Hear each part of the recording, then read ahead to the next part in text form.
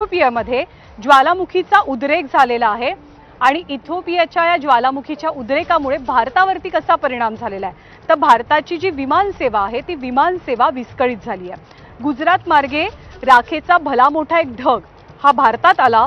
12 वर्षांमध्ये पहिल्यांदाच इथिओपियामध्ये ज्वालामुखीचा उद्रेक झाला। ही राख जी आहे ती सध्या भारतामध्ये दिल्ली परिसरामध्ये शिरलेली आहे। राखेचा हा ढग भारताच्या आकाशातनं पुढे सरकलेला आहे आणि तो आता पूर्वेला म्हणजे चीनच्या दिशेने जातोय। संध्याकाळपर्यंत संपूर्ण आकाश साफ होईल अशी माहिती दिली जाते। पण याचा परिणाम कशावर झाला तर भारताच्या देशांतर्गत विमानांवरती परिणाम झाला।